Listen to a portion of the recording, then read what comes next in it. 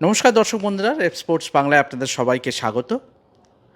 জাতীয় ফুটবল দলের কোচ হিসেবে কোচ খালিদ জামিল শুরুটা বেশ আশানুরূপ করেছে। আপনারা সবাই জানেন যে কাফা ইনভিটেশনাল টুর্নামেন্টের প্রথম ম্যাচে তাজিকিস্তানের বিরুদ্ধে 2-1 জয়, এবং গতকাল ইরানের বিরুদ্ধে শক্তিশালী ইরানের বিরুদ্ধে কিন্তু যদিও 3 গোলে হার, কিন্তু 59 মিনিট পর্যন্ত কিন্তু গোল খায়নি। তো সেই নিয়েই কিন্তু বিশ্লেষণ করতে আমরা পেয়ে গেছি সঞ্জয় সেনকে। সঞ্জয় দা, রেপ স্পোর্টস বাংলা আপনাদের প্রথমেই স্বাগত। ধন্যবাদ। কিভাবে আপনি দেখছেন খালিদ জামিলের এই স্টার্টটা অ্যাজ এ কোচিং কেরিয়ার, মানে জাতীয় দলের হয়ে? না দেখো, আমি দীর্ঘদিন ধরে বলে এসেছি এবং সবসময় মানে আমি চেয়েছি যে আমাদের সিনিয়র ন্যাশনাল টিমের দায়িত্বে কোনো ভারতীয় হোক, এটা আবশ্যিক। এবং কেন? কারণ দীর্ঘদিন ধরে আমরা এই যে বিদেশি কোচেরা যারা এসছেন গেছেন, তারা কতটুকু ভালো সেটা নিয়ে আমি বলতে পারবো না, কিন্তু আমাদের ফুটবলের মঙ্গলের জন্য দেশীয় কোচ ভালো, এবং সেই জায়গায় খালিদ যে অ্যাপয়েন্টমেন্ট পেয়েছে, এবং আমরা সবাই জানি খালিদের ফিলোসফিটা কী, তার ওয়ে অফ কোচিংটা কী। কারণ আমি দীর্ঘদিন ও আমার বিপক্ষে করেছে। আমি যখন আই লিগ শুরু করি 2010 সালে ইউনাইটেড স্পোর্টসে, তখন ও মুম্বাইতে ছিল। সেই থেকে ও মুম্বাইয়ে দীর্ঘদিন ছিল, তারপর আইজলে চ্যাম্পিয়ন হয়েছে, এবং আইএসএলে প্রথম ভারতীয় হিসেবে সে যথেষ্ট ভালো পারফরমেন্স তার, এবং তার মতো করে সে ফুটবলটা খেলে। সেটা অনেকের পছন্দ হতে পারে, না পছন্দ হতে পারে, আলটিমেটলি রেজাল্টটাই সব। এবং গত 1 বছর ধরে বিদেশি কোচের যে বিদেশি কোচ ছিল সে কতটা ভালো, সেটা এআইএফএফের কর্মকর্তা অফিসিয়ালরা বলতে পারবেন। এবং একটা ম্যাচও তার জিততে পারেনি, সেখানে প্রায় 1 বছর বাদে ভারত প্রথম জয় পেল একজন ভারতীয় কোচের তত্ত্বাবধানে। এবং দেখো, ফুটবলটা এনজয় হয়তো কেউ করেনি, কিন্তু রেজাল্টটা সবথেকে বড় কথা। এবং একটা অ্যাডভান্টেজ যেটা আমার মনে হয়, আমার মানে কোচিং মানে অভিজ্ঞতা থেকে যেটা বলতে পারি, যে এই তাজিকিস্তানের বিপক্ষে যে জয়টা, এটা একটা চেঞ্জেস হলে স্বাভাবিকভাবেই, এটা সারা পৃথিবীতে দেখেছি, যেটা ক্লাব কোচিং বলো, দেশীয় ফুটবলে হলো, কোচেস যখন চেঞ্জ হয় তখন একটা প্রভাব পড়ে। প্রথম 1-2 ম্যাচ সেটা একটা ইতিবাচক প্রভাব পড়ে, ছেলেরা অনেক মোটিভেটেড থাকে, আমরা নতুন কোচকে দেখাবো, সেই অনুযায়ী তারা খেলে। কিন্তু আমাদের দেখতে হবে দ্য লং রান, আমরা ভারতীয় দল খালিদের আন্ডারে কত ভালো খেলছে, বা এই যে কাফা নেশনস কাপ যেটা হচ্ছে, এইখানে আমরা আরও কত ভালো খেলছি। আমরা একটা ম্যাচ জিতেছি, গতকাল ইরানের সাথে আমরা হেরেছি 3 গোলে, এবং আগামী একটা আফগানিস্তানের সাথে ম্যাচ আছে। তো সুতরাং তারপরে তো আছে কোয়ালিফায়ারের ম্যাচ আছে, সেটা ছেড়ে দাও, সেটা অনেক সময় পাবে, কাটাছেঁড়া করতে পারবে। তো শুরুটা ভালো হয়েছে। এবং অনেকে বলছে যে, এই তুমিও বললে যে 69 মিনিট অবধি গোল খায়নি, এটা আমার কাছে কোনো মানে রাখে না। তুমি 69 মিনিট অবধি গোল খেলে না, কি 90 মিনিটে গোল খেলে না, তারপরে তুমি 3টে গোল খেয়ে গেলে, আলটিমেটলি রেজাল্টটা কি? এই যে 2-1 জিতেছে, তাহলে তো তাজিকিস্তান বলতে পারে যে আমরা হয়তো আরও বেশি গোল খাইনি। গোল খেয়েছে প্রথম 3-4 মিনিটের মাথায়, সারপ্রাইজ এলিমেন্ট, লং থ্রো থেকে বল পেয়েছে, তারা প্রিপেয়ার না, তারা আননোন অপোনেন্ট, ভারতীয় দল আননোন। তো সুতরাং তারা সেইভাবে মাপঝোঁক করতে পারেনি। আবার যদি তাজিকিস্তানকে আমরা খেলি, আবার যদি তাজিকিস্তানকে হারাতে পারি, তাহলে মনে করব যে ইয়েস, আমরা 1 স্টেপ এগোতে পেরেছি। তো সুতরাং এটা সময় লাগবে, খালিদ দায়িত্ব পেয়েছে। আমরা খুব আশাবাদী, ভারতীয় ফুটবল যাতে ভালো হয়, সবাই আমরা ভারতীয় হিসেবে সকলে চাইব তাই। সঞ্জয় দা, টেকনিক্যালি যদি একটু বলেন, কোন দিকটা আপনার ভালো লাগলো এই দুটো ম্যাচে খালিদকে কোচিং করতে দেখলেন? আইএসএলে কোচিং একরকম, কিন্তু জাতীয় দলের হয়ে কোচিং করা অন্য রকম, মানে completely different proposition all together. তো সেখানে দুটো দলই কিন্তু র্যাঙ্কিংয়ে অনেকটাই ওপরে, বিশেষ করে তাজিকিস্তান হয়তো অতটা বেশি র্যাঙ্কিংয়ের ওপরে না থাকলেও, কিন্তু ইরান তো one of the top teams in Asia, অন্যতম 4টে সেরা দল এশিয়ার, এই মুহূর্তে ফিফা র্যাঙ্কিংয়ে 20। তো সেই দিক থেকে দেখতে গেলে how do you analyze Khalid's coaching এই দুটো ম্যাচে? না দেখো, প্রথম ম্যাচটা আমি একটু আগে বললাম যে প্রথম 2টো গোল তারা ডেড বল সিচুয়েশনে পেয়ে গেছে। সন্দেশ জিঙ্গন সেকেন্ড গোলটা করেছে কর্নার, মানে আনোয়ারের বল থেকে, একটা সেট পিস থেকে 2টো গোল হয়েছে, এবং সেইভাবে অপোনেন্টকে তারা বোঝার সুযোগ পায়নি। কিন্তু তারপরে পুরোপুরি গুটিয়ে নিয়ে, যেটা তার মানে স্টাইল, যে পুরোপুরি একদম একজনকে সামনে রেখে ডিফেন্স করা এবং গোল না খাওয়া, এবং গোল হয়ে যেতে পারতো যে কোনো মুহূর্তে, পেনাল্টি বাঁচিয়ে দিয়েছে। পেনাল্টিটা যদি হতো তাহলে কী হতো সেটা বলা যায় না, it's a parts of football. তো প্রথমটা যখন সে শুরু করেছে, এবং মনে রাখতে হবে মোহনবাগানের যে 6জন ন্যাশনাল টিমের তারা খেলে রেগুলার, সেই খেলোয়াড়দেরকে বাদ দিয়ে, এটা খালিদের কেন, এটা প্রত্যেকটা কোচের হওয়া উচিত। কে খেলছে না খেলছে দেখার দরকার নেই, যারা আছে তাদেরকে নিয়ে আমি কতটা কী করতে পারি। সেই দিক থেকে ও তো কমা প্লেয়ার নিয়েই তো যা কোচিং করেছে, মুম্বাই বলো, আইজল বলো বা জামশেদপুর বলো, ও তো মিডিওকার সাইড আপ নিয়ে সে ম্যাক্সিমাম রেজাল্টটা বার করতে পেরেছে। তো সুতরাং এটা তো তার গুণ। সো তাজিকিস্তান ম্যাচটা জেতার পরে আমার কৌতূহল ছিল কীভাবে খেলে, কারণ ইরানের সাথে তুমি যদি আল্ট্রা ডিফেন্সিভ খেলো, কখনো তুমি ম্যাচ থেকে বাঁচতে পারবে না। যদি খুব ভাগ্য সহায় থাকে বা একটা মানে এক্সেপশনাল হয়, কারণ তোমাকে অ্যাটাকে যেতে হবে, এবং অ্যাটাকে যেতে গেলে যে টাইপের ধার ভার সেইটা আমাদের নেই, বা এখনও সেটা রপ্ত হয়নি। আজকে ইরফানকে সামনে রেখে দিয়ে পুরোপুরি টোটাল ডিফেন্সিভ খেলছে, এবং যে কোনো মুহূর্তে গোল হতে পারে, এবং কাউন্টারে যে খেলাটা খেলতে হবে সেইটা কিন্তু এখনও রপ্ত হয়নি। কারণ আমরা যদি দেখি যে লাস্ট হয়তো ডাইং মিনিটসে, অলমোস্ট এক্সট্রা টাইমের সময় তখন আমরা 2টো গোল খেয়েছি। 1 গোল হয়ে যাওয়ার পরে 2টো গোল একদম খেলার শেষ দিকে হয়েছে। খেলার শেষ দিকটা হলো সবথেকে ফুটবলে ইম্পর্টেন্ট। তুমি কতটা শুরু করলে, কত 70 মিনিট আটকে রাখলে। Football is a game of 90 minutes and more, maybe 100 minutes. তো 7 বা 8 মিনিটের মতো এক্সট্রা টাইম, লস টাইম ছিল। সেই জায়গাটায় আমরা কতটা ভালো খেলছি সেটা দেখতে হবে, সেটার জন্য সময় লাগবে। এবং যেটা দরকার, আমার যেটা মনে হয়েছে যে গতি, ফিটনেস এবং ফিজিক্যালিটি, এইগুলো তো, আর ফিজিক্যালিটিটা তো তুমি আর তৈরি করতে পারবে না কুমারটুলিতে নিয়ে গিয়ে। কিন্তু তার সত্ত্বেও এই যে উবেশকে খেলানো, উবেশ আজকে প্রথম খেলছে, এবং উবেশ তোমার এর আন্ডারে খেলেছে, জামশেদপুরে খেলেছে, মনবীর বলে ছেলেটা খেলেছে। তো এরা তাদের কাছে খেলেছে, এবং উবেশের লং থ্রোটাকে ইউজ করার জন্যই তাকে নেয়া, এবং সে জানে তাকে নিয়ে আমি কতটা কি বেটার করতে পারবো। কিন্তু যেটা আমার ইরান ম্যাচে চোখে পড়েছে, তুমি যদি বলো যে ফিজিক্যালিটি নাম্বার 1 এন ফিটনেস, এই ফিটনেস লেভেলটা তুমি পাওয়ারে তুমি যদি ওয়ান স্ট্রাইকারে খেলো, যে গতি এবং যে স্ট্রেংথ লাগবে, যে আমি যখন কাউন্টার অ্যাটাকে বলটা পাবো একদম চিলার মতো বেরোবো আমার কাঁধে শোল্ডারে, আমি 2টো ডিফেন্ডারকে নিয়ে, সেইটা আমাদের নেই, বা ইরফানের এখনও সেই সময়টা লাগবে। কিন্তু ক্রেডিটেবল পারফরমেন্স এটা বলবো।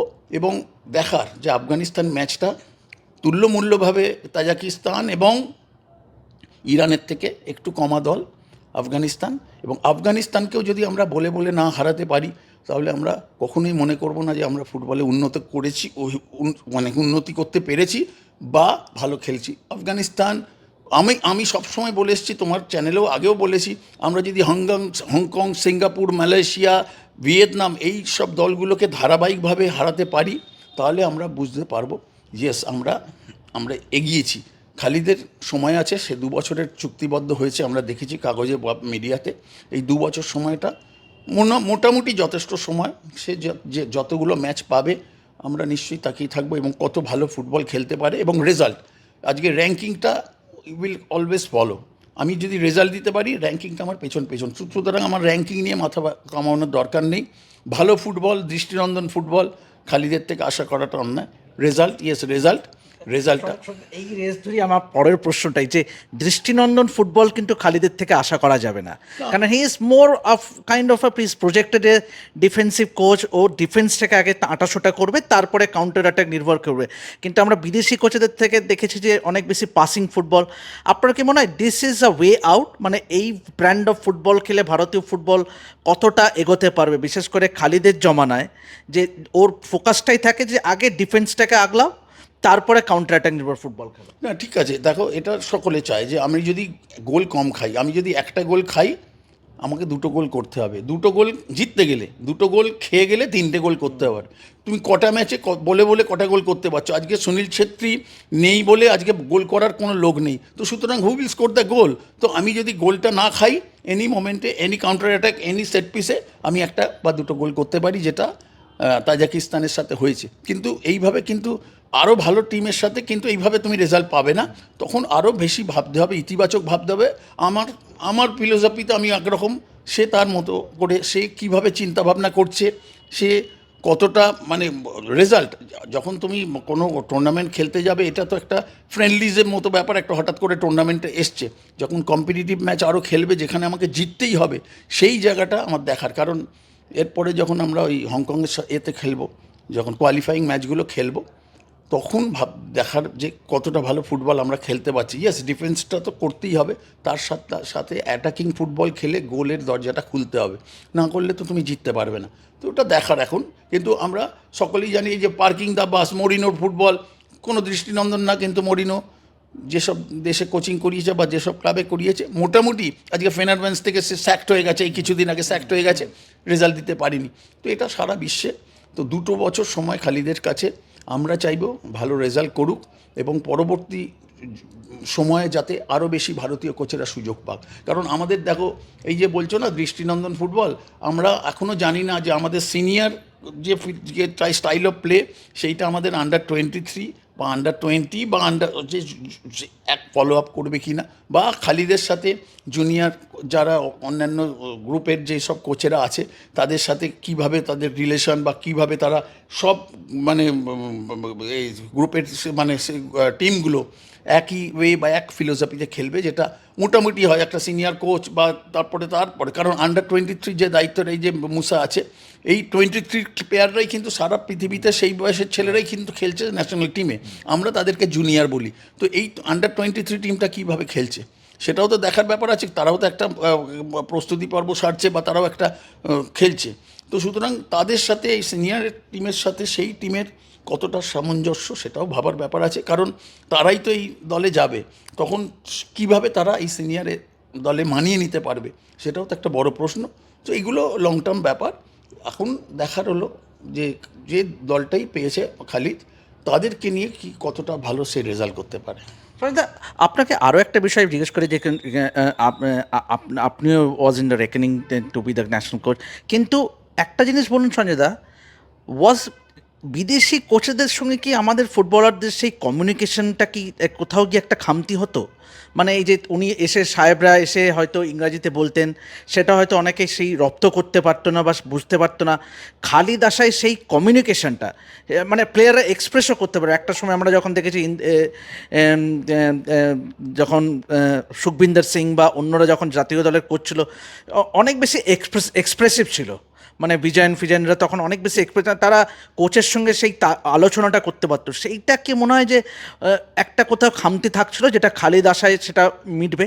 না না, অলওয়েজ অলওয়েজ, আমি সব সময়, আজকে তুমি যদি ম্যানেলো মার্কোজ এই যে 1 বছর না কত বছর কোচ ছিলেন, তার তুমি প্রেসে যখন সে কথা বলতো, তোমরা কোনো কথা তার বুঝতে পারতেন নাকি? তো সুতরাং খেলোয়াড়েরা কী করে বুঝবে? তো যদিও খেলোয়াড়েরা ক্লাব লেভেলে এই কোচেদের আন্ডারই আছে, আজকে যদি মলিনার ইংলিশ শোনো, তাহলে মলিনার ইংলিশটা তো তুমি বুঝতে পারবে না, কারণ most of the coaches are from Spanish, তাদের অ্যাকসেন্ট তারা, কিন্তু তার সত্ত্বেও ক্লাব লেভেলে তারা খেলছে। বিভিন্ন দেশে, অনেক দেশেই আছে বিভিন্ন কোচ, অনেক দেশে দোভাষী কাজ করে, কিন্তু স্বদেশি কোচ হলে অনেক বেশি সুবিধা। তার ফিলিংস জানতে পারবে, তার ফুড হ্যাবিটস জানতে পারবে, তার ইমোশনস জানতে পারবে, সব কিছু। এই football is not only physical, football is also mental. তো আবেগ, হ্যাঁ, যে এই যে ফুটবলে যে আবেগ, যে ইমোশনস, এইগুলো বুঝতে গেলে, এই যে একটা ছেলের থেকে সেরা খেলোয়াড় বার করতে গেলে শুধু হুইপিং করলে চলবে না, অনেক রকম কায়দায় তাকে থেকে বার করতে হবে, এবং সেইটা দেশীয় কোচ হলে অনেক বেশি সুবিধা বলে আমি মনে করি। এরপরেও অনেকে কাউন্টার করতে পারেন যে অনেক দেশেই তো আছে, আজকে অ্যানসেলোটি তো ব্রাজিলের কোচ হলো, দীর্ঘদিন বাদে হয়েছে, কিন্তু এটা মনে রাখতে হবে, ইতিহাসে এই প্রথম হলো। তার আগে কিন্তু স্বদেশি কোচ দিয়েই তারা 5টা ওয়ার্ল্ড কাপ জিতেছে, কোনো বিদেশি কোচের দ্বারা নয়, স্বদেশি কোচের দ্বারা। আজকে জাপান আজকে 7খানা, আর এরপরে ওয়ার্ল্ড কাপ খেলবে 2050, তাহলে তারা চ্যাম্পিয়ন হবার লক্ষ্যে এগোচ্ছে।